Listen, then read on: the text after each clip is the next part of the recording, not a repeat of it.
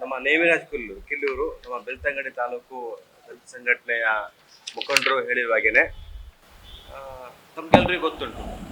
ಇದೇ ಬೆಳ್ತಂಗಡಿಯಲ್ಲಿ ಈ ಶ್ರೀಧರ್ನ ಕೊಲೆ ಕುರಿತು ನಾವು ಪತ್ರಿಕಾಗೋಷ್ಠಿಯನ್ನು ಅವತ್ತು ಕರೆದಿದ್ದೆವು. ಏನು ಅಂತ ನಾವು ಆ ಪತ್ರಿಕಾಗೋಷ್ಠಿಯನ್ನು ಕರೆದಿದ್ದು ಅಂತ ಹೇಳಿದರೆ, ನೋಡಿ, ಡಿಸೆಂಬರ್ 17ನೇ ತಾರೀಕು ಶ್ರೀಧರ್ ಅನ್ನುವಂಥ ಹುಡುಗನ ಕೊಲೆ ಆಗುತ್ತೆ. ಆ ಕೊಲೆಗೆ ಸಂಬಂಧಪಟ್ಟು ಇದಕ್ಕೆ ಯಾರೆಲ್ಲ ಕಾರಣಕರ್ತರಾಗಿದ್ದಾರೆ, 4 ಆರೋಪಿಗಳನ್ನು ಅಲ್ಲಿನ DYSP ಪ್ರತಾಪ್ ಸಿಂಗ್ ತೋರಟ್, ಅಂದರೆ ಈ ತನಿಖೆಯ ಜವಾಬ್ದಾರಿಯನ್ನು ವಹಿಸ್ತಕ್ಕಂತಹ ತನಿಖಾಧಿಕಾರಿ ಪ್ರತಾಪ್ ಸಿಂಗ್ ತೋರಟ್ರವರು ಈ ಆರೋಪಿಗಳನ್ನು ಬಂಧನ ಮಾಡಲಿಲ್ಲ. ಬದಲಾಗಿ ಅವ್ರು ಏನು ಮಾಡಿದ್ರು ಅಂತ ಹೇಳಿದರೆ, ಕೊಲೆ ನಡೆದಿದೆ, ಇಡೀ ಊರಿಗೆ ಗೊತ್ತುಂಟು, ಅರಸನೆ ಮಕ್ಕಿ ಕಡೆಯಿಂದ ಶಿವಾಜಿಯವರೆಗೆ ಆಟೋ ರಿಕ್ಷಾದಲ್ಲಿ ಈ 4 ಆರೋಪಿಗಳು, ತಿಮ್ಮಪ್ಪ ಪೂಜಾರಿ, ಲಕ್ಷ್ಮಣ ಪೂಜಾರಿ, KL ಆನಂದಗೌಡ ಮತ್ತು ಮಹೇಶ್ ಪೂಜಾರಿ, ಇವರೆಲ್ಲರೂ 4 ಮಂದಿ ಕೂಡ ಆರೋಪಿಗಳು ಶ್ರೀಧರ್ನೊಟ್ಟಿಗೆ ಆಟೋ ರಿಕ್ಷಾದಲ್ಲಿ ಬಂದು ಅರಸನ ಮಕ್ಕಿ ಕಡೆಯಿಂದ ಶಿವಾಜಿಯಲ್ಲಿ ಅವನಿಗೆ ಹಿಗ್ಗಾಮುಗ್ಗೆ ಹೊಡೆದು ಮಾರಣಾಂತಿಕವಾಗಿ ಹೊಡೆದು ಗಾಯ ಮಾಡಿದ್ದಾರೆ. ಇಡೀ ಪಬ್ಲಿಕ್ ನೋಡಿದೆ, ಆಯ್ತಲ್ವಾ? ಅದೇ ರೀತಿ ಇದು ಹಲ್ಲೆ ಆಗುವಾಗ ಅಲ್ಲಿ ಕೆಲಸ ಮಾಡ್ತಕ್ಕಂಥ ನಮ್ಮ ಹರೀಶ್ ಮುಗಿಯಾರ್ ಅವರು, ಅಂದರೆ ಈ ಒಂದು ಘಟನೆಯಲ್ಲಿ ಪ್ರಧಾನ ಫಿರ್ಯಾದಿದಾರರು ಅವರು ಮತ್ತು ಇನ್ನಿಬ್ಬರು ಸಹ ಅಲ್ಲಿನ ಕಾರ್ಮಿಕರು ಬಂದು ಈ ಒಂದು ಗಲಾಟೆಯನ್ನು ಬಿಡಿಸ್ತಾರೆ. ಎಲ್ಲವೂ ಸಾಕ್ಷಿ ಇದೆ, ಗೊತ್ತುಂಟು ಯಾರಂತ ಹೇಳಿ. ರಾತ್ರೋರಾತ್ರಿ ಮತ್ತೆ ತೋಟಕ್ಕೆ ಬಂದು ನುಗ್ಗಿ ಇದೇ ಆರೋಪಿಗಳು ನೀನು ಕಂಪ್ಲೇಂಟ್ ಕೊಡ್ತೀಯಾ ಅಥವಾ ನಿನ್ನ ಮಾಲಕರಿಗೆ ತಿಳಿಸ್ತೀಯಾ ಅಂತ ಹೇಳಿ ಅವನಿಗೆ ಬೆದರಿಕೆ ಒಡ್ಡಿ ಮತ್ತೆ ಕೊಲೆ ಯತ್ನಕ್ಕೆ ಅವರು ಪ್ರಯತ್ನ ಪಟ್ಟಿದ್ದಾರೆ, ಕೊಲೆ ಮಾಡಿದ್ದಾರೆ. ಈ ಬಗ್ಗೆ ನಮ್ಮ ಪ್ರತಾಪ್ ಸಿಂಗ್ ತೋರಟ್ರವರಿಗೆ ಸತ್ಯ ವಿಚಾರ ಗೊತ್ತಿತ್ತು. ಆದರೆ ಇವರು ಏನು ಮಾಡ್ತಾರೆ ಅಂತ ಹೇಳಿದರೆ, ಮರುದಿವಸ ತೋಟಕ್ಕೆ ಬರ್ತಾರೆ. ಇವರ ಶ್ವಾನದಳ ಬರಲಿಲ್ಲ ತೋಟಕ್ಕೆ, ಬರಲಿಲ್ಲ. ಅಥವಾ ಇಲ್ಲಿ ಯಾರು 4 ಮಂದಿ ಆರೋಪಿಗಳು ಯಾರಿದ್ದಾರೆ, ಆ 4 ಮಂದಿ ಆರೋಪಿಗಳ ಮೊಬೈಲ್ ಲೊಕೇಶನ್, ಟವರ್ ಲೊಕೇಶನನ್ನು ಅವರು ಸಂಗ್ರಹ ಮಾಡಿಲ್ಲ, ಅದನ್ನು ಕೋರ್ಟಿಗೆ ಕೂಡ ಕೊಡಲಿಲ್ಲ, ಆಯ್ತಲ್ವಾ? ಇದೆಲ್ಲನೂ ಕೂಡ ಮರೆಮಾಚಿ ಇವರು ಏನು ಮಾಡಿದ್ರು ಅಂತ ಹೇಳಿದರೆ, 3-4 ದಿವಸ ಇವರನ್ನು ಮೇಲಕ್ಕೆ ಬಿಟ್ಟು ಮತ್ತೆ ಎನ್ಕ್ವೈರಿಗಂತ ಬಂಟಲ ಸ್ಟೇಷನ್ಗೆ ಕರೆದು ಅದನ್ನು ಕರ್ಕೊಂಡು ಹೋದವರು ಯಾರು ಅಂತ ಹೇಳಿದರೆ, ಶಿವಾಜಿ ಗ್ರಾಮ ಪಂಚಾಯತ್ ಅಧ್ಯಕ್ಷ ರತೀಶ್ ಗೌಡ ಇವರನ್ನು ಕಾರ್ನಲ್ಲಿ ಕರ್ಕೊಂಡು ಹೋಗಿ DYSP ಆಫೀಸಿಗೆ ಬಿಟ್ಟಿದ್ದಾರೆ. ಬಿಟ್ಟು ಅವರನ್ನು ಮಾತುಕತೆ ಎಲ್ಲ ಮಾಡಿಸಿ ಅವರಿಗೆ ಉಪಚಾರ ಎಲ್ಲ ಮಾಡಿ ಸತ್ಕಾರ ಎಲ್ಲ ಕೊಟ್ಟು ಆನಂತರ ಇವರು ಏನು ಮಾಡ್ತಾರೆ ಅಂತ ಹೇಳಿ, ಅಲ್ಲಿ ನೋಡಿ, ಆರೋಪಿಗಳನ್ನು SAC ದೌರ್ಜನ್ಯ ಪ್ರಕರಣ ದಾಖಲಾಗುತ್ತೆ. ಇವರನ್ನು ಬಂಧನ ಮಾಡೋದಿಲ್ಲ ಇವರು, ಯಾರು ಪ್ರತಾಪ್ ಸಿಂಗ್ ತೋರಟ್. ಬದಲಾಗಿ ಅವರಿಗೆ ಉಪಚಾರ ಮಾಡ್ತಾರೆ. ಅಲ್ಲಿಂದ ಹೋದವರು ಏನು ಮಾಡ್ತಾರೆ, ಇದೇ ನಮ್ಮ ಕೊಕ್ಕಡದ ಸಾಲಿಯನ್ ಬಾರ್ ಇದೆ, ಗೊತ್ತುಂಟು ಎಲ್ಲರಿಗೂ, ಫೇಮಸ್ ಕೊಕ್ಕಡದ ಸಾಲಿಯನ್ ಬಾರ್. ಈ ಸಾಲಿಯನ್ ಬಾರಲ್ಲಿ ಇವರು ಒಂದು ಪಾರ್ಟಿ ಮಾಡಿ, ನೋಡಿ, ನಾವು ಯಾರಿಗೆ ಹೆದರಲ್ಲ, ನಾವು ಇನ್ನೂ ಕೂಡ ದೌರ್ಜನ್ಯ ಮಾಡ್ತೇವೆ ಅಂತ ಹೇಳಿ ಜನರಿಗೆ ಒಂಥರ ಭಯದ ವಾತಾವರಣ ಸೃಷ್ಟಿ ಮಾಡಲಿಕ್ಕೆ ಈ ರೀತಿ ಸ್ಟೇಟಸ್ನಲ್ಲಿ ಫೋಟೋ ಹಾಕ್ತಾರೆ ಅವರು, ಈ ಆರೋಪಿಗಳು. ಆದರೂ ಕೂಡ ಪ್ರತಾಪ್ ಸಿಂಗ್ ತೋರಟ್ರವರು ಇಲ್ಲೆಲ್ಲ ಪ್ರಧಾನ ಎಲ್ಲ ಆರೋಪಿಗಳು ಇಲ್ಲಿದ್ದಾರೆ, ಎಲ್ಲ ಆರೋಪಿಗಳು ನೋಡಿ ಇಲ್ಲಿದ್ದಾರೆ, ಇದೆಲ್ಲ ಆರೋಪಿಗಳು ಇಲ್ಲಿವರೆಗೆ. ಅವರನ್ನು ಬಂಧನ ಮಾಡೋದಿಲ್ಲ. ನಮ್ಮ ಗೆಳೆಯರು ಹೇಳಿದಾಗೇ ಈ ಎಲ್ಲ ಘಟನೆಗಳಾದಾಗ ಸಂಘಟನೆ ಕೂರಲಿಕ್ಕೆ ಸಾಧ್ಯ ಇಲ್ಲ. ನಾವೇನು ಮಾಡಿದ್ದೇವೆ, ಇದೇ ಇಲ್ಲಿ ಬೆಳ್ತಂಗಡಿಯಲ್ಲಿ ಇಲ್ಲಿ ನಾವು ಪತ್ರಿಕಾಗೋಷ್ಠಿಯನ್ನು ಕರೆದು ನಾವು ಇಲಾಖೆಗೆ ನಾವು ಒತ್ತಡ ಹಾಕಿದೆವು. ಆ ನಂತರ ಏನು ಮಾಡಿದರು, ಇವರನ್ನು ಬಂಧನ ಮಾಡುವಂಥ ನೆಪದಲ್ಲಿ ಇವರನ್ನು ಸರೆಂಡರ್ ಮಾಡಿಸಿ ಮತ್ತೆ ಕೋರ್ಟಿಗೆ ಪ್ರೊಡ್ಯೂಸ್ ಮಾಡ್ತಾರೆ, ಯಾರು ಪ್ರತಾಪ್ ಸಿಂಗ್ ತೋರಟ್ರವರು ಒತ್ತಡ ಬಿದ್ದಾಗ. ಆಮೇಲೆ ಏನಾಯಿತು, ಆಮೇಲೆ ನಾವು ಪ್ರತಿಭಟನೆಗೆ ಕರೆ ಕೊಟ್ಟಾಗ ಪ್ರತಿಭಟನೆ ಮಾಡಿದೆವು. ಏನಂತ ಹೇಳಿದರೆ, ದಲಿತ ದೌರ್ಜನ್ಯ ಪ್ರಕರಣ ದಾಖಲಾದಾಗ ಯಾವುದೇ ಪೊಲೀಸ್ ಇಲಾಖೆ ಅದನ್ನು ಗಂಭೀರವಾಗಿ ಪರಿಗಣಿಸಬೇಕು, ಆರೋಪಿಗಳಿಗೆ ಅಲ್ಲಿ ಶಿಕ್ಷೆ ಆಗೋ ರೀತಿಯಲ್ಲಿ ಸಹಕರಿಸಬೇಕಂತಕ್ಕಂಥದ್ದು ನಿಯಮ ಇದೆ. ಆದರೆ ಇವರು ಪೊಲೀಸ್ ಇಲಾಖೆಯವರು ಇದನ್ನು ಹಗುರವಾಗಿ ಪರಿಗಣಿಸಿ ಇದನ್ನು ನಿರ್ಲಕ್ಷ್ಯ ಮಾಡ್ತಾ ಇದ್ದಾರೆ. ನಾವು ಪ್ರತಿಭಟನೆ ಮಾಡಿದೆವು. ಪ್ರತಿಭಟನೆ ಮಾಡಿದ ನಂತರದ ಬೆಳವಣಿಗೆಯಲ್ಲಿ ಇಲ್ಲಿ ಏನಾಯ್ತಂತ ಹೇಳಿದರೆ, ಪ್ರತಾಪ್ ಸಿಂಗ್ ತೋರಟ್ ಇನ್ನೊಂದು ಮಿಸ್ಟೇಕನ್ನು ಮಾಡಿದ್ದಾರೆ. ಏನಂತ ಹೇಳಿದರೆ, ನೋಡಿ, ನಮ್ಮ FSL ರಿಪೋರ್ಟ್ನಲ್ಲಿ ಈ ಹುಡುಗ ಯಾವ ರೀತಿಯಲ್ಲಿ ಡೆತ್ ಆಗಿದೆ ಅಂತಕ್ಕಂತಹ ಎಲ್ಲ ರಿಪೋರ್ಟನ್ನು FSL ವರದಿ ಕೊಡುತ್ತೆ. FSL ವರದಿಯಲ್ಲಿ 13 ಕಡೆ ಗಾಯ ಇದೆ, ಬಾಡಿಯ ಮೇಲೆ 13 ಕಡೆ ಗಾಯ ಇದೆ. 13 ಕಡೆ ಗಾಯದನ್ನು FSL ರಿಪೋರ್ಟ್ ಇಲ್ಲಿ ಹೇಳುತ್ತೆ. ಆಮೇಲೆ ತಲೆಗೆ ಆಳವಾದ ಗಾಯ ಆಗಿದ್ದರಿಂದ ಇವನ ಡೆತ್ ಆಗಿದೆ, death because of head injury ಅಂತ ಹೇಳುತ್ತೆ ಯಾವುದು FSL ರಿಪೋರ್ಟು. ಇವರು ಏನು ಮಾಡ್ತಾರೆ, ಇದು ಎಲ್ಲವನ್ನು ಕೂಡ ಮರೆಮಾಚಿ ಇವರು ಏನು ಮಾಡ್ತಾರೆ ಅಂತ ಹೇಳಿದರೆ, ಇವರು ಮಹಾಜರಿಗೆ ಬಂದಾಗ ಅಲ್ಲಿ ಮಹಾಜರ್ನಲ್ಲಿ ಏನಾಗ್ತಂತ ಹೇಳಿದರೆ, ತೋಟದ ಮನೆಯಲ್ಲಿ ಕಿಟಕಿಯ ಮೇಲೆ 2 ವಸ್ತು ಇರುತ್ತೆ. ಒಂದು ವಿಷದ ಬಾಟಲಿ, ಇನ್ನೊಂದು ತಲೆಗೆ ಕಟ್ಟುವಂಥ ಒಂದು ಲೈಟ್, ಟಾರ್ಚ್ ಲೈಟ್. ಇವರು ಏನು ಮಾಡ್ತಾರೆ, ವಿಷದ ಬಾಟ್ಲಿಯನ್ನು ಮಾತ್ರ ಅಲ್ಲಿ ಅವರು ಪಿಕ್ ಮಾಡ್ತಾರೆ, ಈ ಕ್ಯಾಮರಾವನ್ನು ಅಲ್ಲಿ ಬಿಡ್ತಾರೆ. ಏನು ಏನು ಮಾಡಲಿಕ್ಕೋಸ್ಕರ ಅವ್ರು ಮಾಡಿದೆ ಅಂತ ಹೇಳಿದರೆ, ಇವ ವಿಷ ಕುಡಿದು ಆತ್ಮಹತ್ಯೆ ಮಾಡಿದನಂತ ಒಂದು ರಿಪೋರ್ಟನ್ನು ಸೃಷ್ಟಿ ಮಾಡ್ತಾರೆ ಇವರು, ಯಾರು ತೋರಟ್ರವರು. ಈ ಕ್ಯಾಮರಾನ ಅಲ್ಲೇ ಬಿಡ್ತಾರೆ. ಇವನ ನೋಡಿ ಇಲ್ಲಿ ಕೇಸರಿ ಬಣ್ಣದ ಶಾಲು, ಇದೇ ಶಾಲನ್ನು ತಕೊಂಡು ಬರ್ಲಿಕ್ಕೆ ಹೋದದ್ದವ. ಶಾಲು ಕ್ಯಾಮರಾ ಅಲ್ಲ, ಇದು ತಲೆ ಕಟ್ಟುವಂಥ ಟಾರ್ಚ್ ಕ್ಯಾಮರಾ ಅಲ್ಲ, ಟಾರ್ಚ್ ಆಯ್ತಲ್ಲ. ಇದನ್ನು ಬಿಡ್ತಾರೆ, ಈ ಶಾಲು ಬಿಡ್ತಾರೆ, ಈ ಬಟ್ಟೆ ಬಿಡ್ತಾರೆ. ಇದು ಯಾವುದನ್ನು ಕೂಡ ಇವರು ಮಹಾಜರಿಗೆ ತಗೊಳ್ಳಿಲ್ಲ. ಅಲ್ಲಿ ಇತ್ತು, ಅದು ಸುಮಾರು ಸಮಯಗಳ ಕಾಲ ಅಲ್ಲಿ ಇತ್ತು. ಯಾಕಂತ ಹೇಳಿದರೆ ಇದರಲ್ಲಿ ಎವಿಡೆನ್ಸ್ ಸಿಗುತ್ತೆ. ತಲೆ ಕಟ್ಟಿದಂಥ ಟಾರ್ಚ್ ಏನಿದೆ ಅದರಲ್ಲಿ ಫಿಂಗರ್ ಪ್ರಿಂಟ್ ಇರುತ್ತೆ, ಶಾಲಲ್ಲಿ ಫಿಂಗರ್ ಪ್ರಿಂಟ್ ಇರುತ್ತೆ. ಇದನ್ನು ಅವರು ಸಂಗ್ರಹ ಮಾಡಿಲ್ಲ. ಅವ್ರೇನು ಮಾಡಿದರು, ಇವರು ವಿಷ ಕೊಡೋದು ಆತ್ಮಹತ್ಯೆ ಮಾಡಿದನಂತ ಇವರೇ ಒಂದು ರಿಪೋರ್ಟ್ ಸೃಷ್ಟಿ ಮಾಡಿ ಕೋರ್ಟಿಗೆ ನಿವೇದನೆ ಕೊಡ್ತಾರೆ. ಅಲ್ಲಿ 302 ಮತ್ತು 392 ಸೆಕ್ಷನನ್ನು ಕೈ ಬಿಡಲಿಕ್ಕೆ ಹೇಳ್ತಾರೆ ಅವರು, ನಿವೇದನೆ ಮಾಡಿ. ಅಂದರೆ ಅಡ್ವಾನ್ಸ್ ಆಗಿ ಇವರೇ ಕೋರ್ಟಿಗೆ ಇದು ಮಾಡ್ತಾರೆ, ನಿವೇದನೆ ಕೊಡ್ತಾರೆ. ಇದೇ ನಿವೇದನೆಯನ್ನು ಎದುರುಗಡೆಯ ಲಾಯರ್ಗಳಿಗೆ ಸಿಗುವಾಗೆ ಮಾಡ್ತಾರೆ. ಇವರ ಸ್ಟೇಟ್ಮೆಂಟು ಮತ್ತು ಆರೋಪಿಗಳ ಪರವಾದಂಥ ಲಾಯರ್ ಯಾರಿದ್ದಾರೆ ಇವರಿಬ್ಬರದ್ದು ಕೂಡ ಸ್ಟೇಟ್ಮೆಂಟ್ ಒಂದೇ ರೀತಿ ಇದೆ. ಇವರು 19ಕ್ಕೆ ಅಲ್ಲಿ ನಿವೇದನೆ ಆಗ್ತಾರೆ, 20ಕ್ಕೆ ಲಾಯರ್ ಆಗ್ತಾರೆ. ಇದು ಈ ರೀತಿ ಇವರ ಒಡಂಬಡಿಕೆಯಲ್ಲಿ ಕೆಲಸ ಆಗಿದೆ. ಹಾಗಾಗಿ ಒಟ್ಟಿನಲ್ಲಿ ಇವರು ತೋರಟವರು ಏನು ಮಾಡ್ತಾರೆ ಅಂತ ಹೇಳಿದರೆ, ಗಾಯದ ಪ್ರಮಾಣವನ್ನು ಕೂಡ ಹೇಳಲಿಲ್ಲ ಇಲ್ಲಿ. ಆಮೇಲೆ ತಲೆ ಕಟ್ಟಿದಂಥ ಟಾರ್ಚ್ ಏನಿದೆ ಅದನ್ನು ಸೀಸ್ ಮಾಡಲಿಲ್ಲ. ಆಮೇಲೆ ನೋಡಿ ಇಲ್ಲಿ ಡಾಕ್ಟ್ರುಗಳು ಬಂದು ನೋಡಿ ಎಲ್ಲವನ್ನು ಕೂಡ ನಾನು ಇಲ್ಲಿ ಇದು ಏನು ಮಾಡ್ತಾರೆ ಅಂತ ಹೇಳಿದರೆ, ಈ ಯಾವುದೇ ಒಂದು ಫೋಟೋವನ್ನು ಕೂಡ ಕೋರ್ಟಿಗೆ ಕೊಡಲಿಲ್ಲ. ಯಾರು ತನಿಖಾಧಿಕಾರಿ ಯಾವುದೇ ಫೋಟೋವನ್ನು ಕೂಡ ಕೋರ್ಟಿಗೆ ಕೊಡಲಿಲ್ಲ. ನಮ್ಮಲ್ಲಿ ಸಂಗ್ರಹ ಇತ್ತು.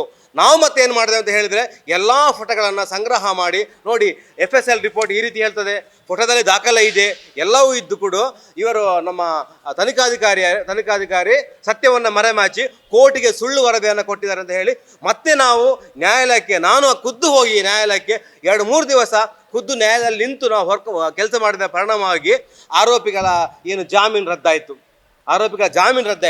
ಹೇಗೆ ರದ್ದಾಯಿತು ಅಂತ ಹೇಳಿದರೆ ನೋಡಿ, ಪ್ರತಾಪ್ ಸಿಂಗ್ ತೋರಟ್ರವರು ಏನು ಅಲ್ಲಿ ಆರೋಪಿಗಳಿಗೆ ಸಹಾಯ ಮಾಡಿದ್ದಾರೆ ಅದನ್ನು ಮಾನ್ಯ ನ್ಯಾಯಾಲಯ ನೋಡಿ, ಎಲ್ಲವನ್ನು ಕೂಡ ಮಾನ್ಯ ನ್ಯಾಯಾಲಯ ಇವರು ಮಾಡಿದಂಥ ಕರ್ತವ್ಯ ಲೋಪವನ್ನು ಮಾನ್ಯ ನ್ಯಾಯಾಲಯ ನೋಡಿ ಎತ್ತಿ ಹಿಡಿದಿದೆ. ಎಲ್ಲರೂ ಕೂಡ ಮೆನ್ಷನ್ ಮಾಡಿ ಪೊಲೀಸ್ ವರಿಷ್ಠಾಧಿಕಾರಿಗಳಿಗೆ ಒಂದು ಆದೇಶ ಮಾಡ್ತಾರೆ, ನಿಮ್ಮ ತನಿಖಾಧಿಕಾರಿ ಈ ಪ್ರಕರಣದಲ್ಲಿ ತಪ್ಪು ಮಾಡಿದ್ದಾರೆ, ನೀವು ಇದನ್ನು ಸರಿ ಮಾಡಬೇಕಂತ ಹೇಳಿ ಒಂದು ಆದೇಶ ಮಾಡಿ ಇವರ ಜಾಮೀನು ರದ್ದು ಮಾಡ್ತಾರೆ. SP ಅವರಿಗೆ ಇದು ಹೋಗುತ್ತೆ. SP ಅವರಿಗೆ ಹೋದ್ಮೇಲೆ ನಾವು ಅಲ್ಲಿ ಹೋದಾಗ SP ಕಚೇರಿಯಲ್ಲಿ ಇದಿಲ್ಲ, ಈ ಪ್ರತಿಯೇ ಇಲ್ಲ ಅವ್ರ ಹತ್ರ. ಮತ್ತೆ ನಾವು ಪ್ರತಿಯನ್ನು ನಾವು ಕೈಯಾರ ನಾವು ಕೊಟ್ಟದ್ದು SP ಅವರಿಗೆ ಕೊಟ್ಟು ನಾವು SP ಅವರಿಗೆ ಮನವರಿಕೆ ಮಾಡಿದ ನಂತರ ಪ್ರತಾಪ್ ಸಿಂಗ್ ತೋರಟ್ರವರನ್ನು ಬದಲು ಮಾಡಿ ಡಾಕ್ಟರ್ ಗಾನಾ P. ಕುಮಾರ್ ಅವರನ್ನು ಇಲ್ಲಿ ಅಪಾಯಿಂಟ್ ಮಾಡ್ತಾರೆ. ನಾವು ನಿರೀಕ್ಷೆ ಮಾಡಿದ್ದೆವು ಪ್ರತಾಪ್ ಸಿಂಗ್ ತೋರಟ್ ಮಿಸ್ಟೇಕ್ ಮಾಡಿದ್ದಾರೆ, ಬಹುಶಃ ಇವರು ಅದನ್ನು ತಪ್ಪು ಮಾಡಲಿಕ್ಕಿಲ್ಲ, ಇವರು ನಮಗೆ ಖಂಡಿತವಾಗಿ ಕೂಡ ನ್ಯಾಯವನ್ನು ದೊರಕಿಸಿಕೊಡ್ತಾರೆ ಅಂತಕ್ಕಂಥ ನಿರೀಕ್ಷೆ ಇತ್ತು. ಆದರೆ ಇವರೇನು ಮಾಡಿದ್ರು ಅಂತ ಹೇಳಿದರೆ, ಪ್ರತಾಪ್ ಸಿಂಗ್ ತೋರಟ್ರವರು ಯಾವ ಹಾದಿಯಲ್ಲಿ ಹೋಗಿದ್ದಾರೆ ಅದೇ ಹಾದಿಯಲ್ಲಿ ಇವರು ಹೋಗಲಿಕ್ಕೆ ಪ್ರಯತ್ನ ಪಟ್ಟರು. ಆಮೇಲೆ ಸಹೋದ್ಯೋಗಿ ಅಲ್ವಾ, ಒಂದೇ ಇಲಾಖೆಯಲ್ಲಿ ಕೆಲಸ ಮಾಡ್ತಾರೆ, ರ್ಯಾಂಕ್ ಕೂಡ ಒಂದೇ ಇದೆ. ಹಾಗಾಗಿ ಇವರನ್ನು ರಕ್ಷಣೆ ಮಾಡಲಿಕ್ಕಾಗಿ ನಮ್ಮ ಡಾಕ್ಟರ್ ಗಾನಾ ಅವ್ರು ಏನು ಮಾಡ್ತಾರೆ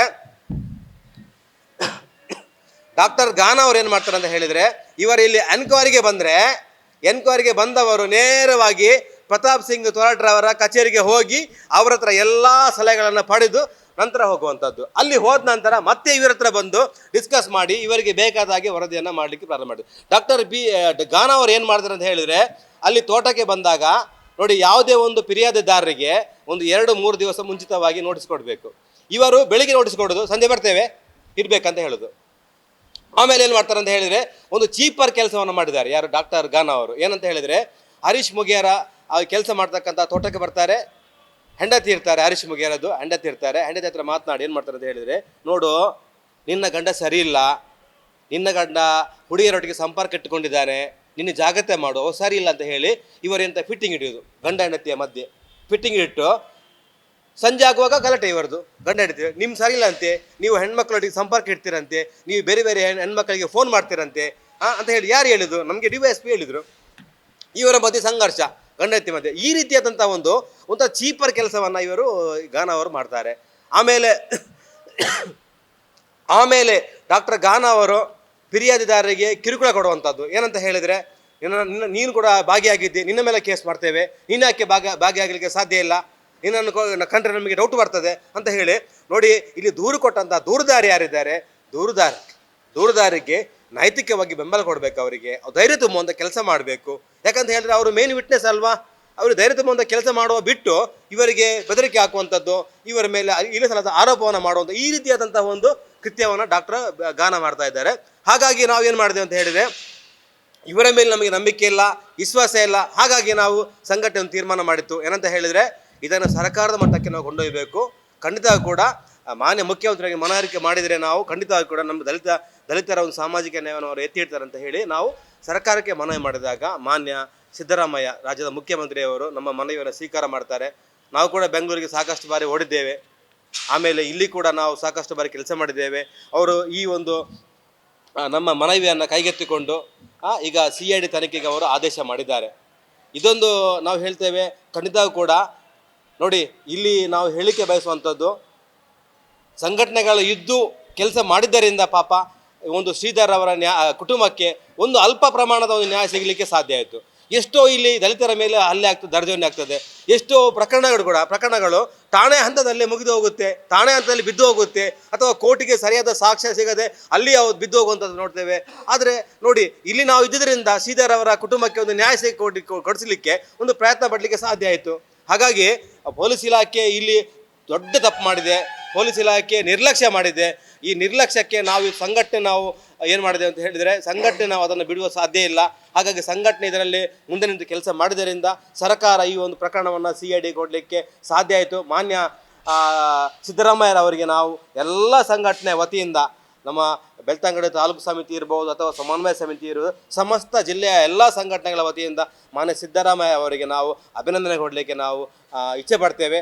ಅದೇ ರೀತಿ ಬಹಳ ಪ್ರಮುಖವಾದ ವಿಚಾರ ಏನಂತ ಹೇಳಿದರೆ, ಇಲ್ಲಿ ಈ ಒಂದು ಪ್ರಕರಣವನ್ನು ಸರ್ಕಾರದ ಮಟ್ಟಕ್ಕೆ ಕೊಂಡೊಯ್ಯಲಿಕ್ಕೆ 2-3 ವ್ಯಕ್ತಿಗಳು ಇಲ್ಲಿ ನಮ್ಮೊಟ್ಟಿಗೆ ಕೈ ಜೋಡಿಸಿದ್ದಾರೆ.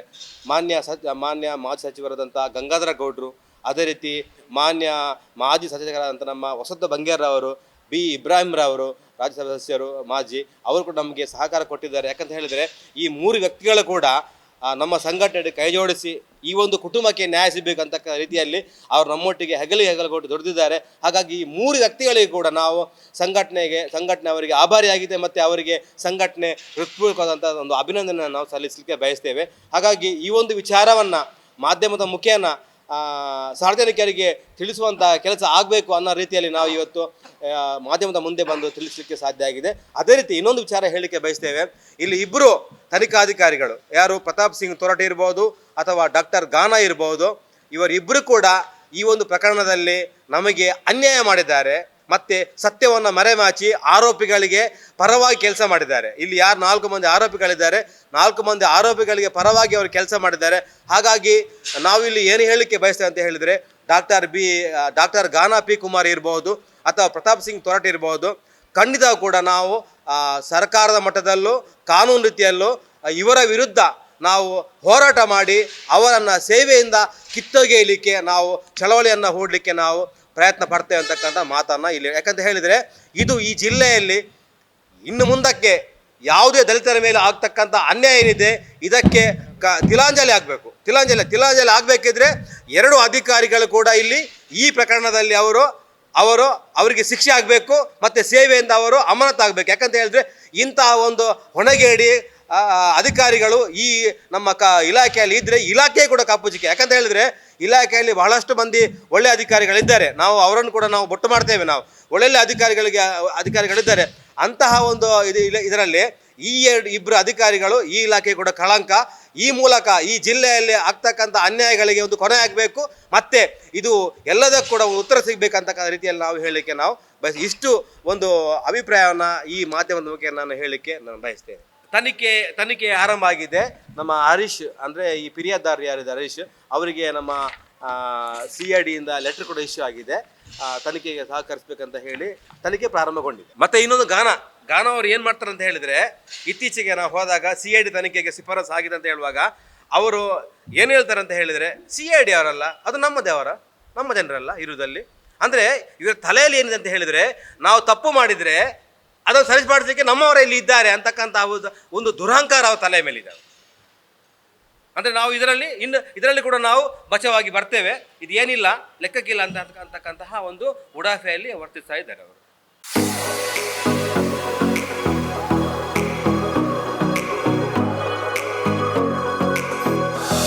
ವಾಹನ ಚಲಾಯಿಸಬೇಕೆನ್ನುವ ಕನಸಿರೋರಿಗೆ ಸುವರ್ಣಾವಕಾಶ. ಅತ್ಯಂತ ರಿಯಾಯಿತಿ ದರದಲ್ಲಿ ಇನ್ಶೂರೆನ್ಸ್, ಡ್ರೈವಿಂಗ್ ಕ್ಲಾಸ್ ಸೇರೋರಿಗೆ ಆಫರ್ಗಳ ಸುರಿಮಳೆ, ಮಹಿಳೆಯರಿಗೆ ಮಹಿಳೆಯರಿಂದಲೇ ಚಾಲನಾ ತರಬೇತಿ. ಸಾರಥಿ ಮೋಟಾರ್ ಡ್ರೈವಿಂಗ್ ಸ್ಕೂಲ್, ಕಾಲೇಜ್ ರಸ್ತೆ, ಉಜಿರೆ. ಸಂಪರ್ಕಿಸಿ 9663606966, 8792894116, 9108317116. ಬನ್ನಿ, ಭೇಟಿ ಕೊಡಿ. ವಿಶೇಷ ಆಫರ್ಗಳೊಂದಿಗೆ ಜರ್ನಿ ಶುರು ಮಾಡಿ.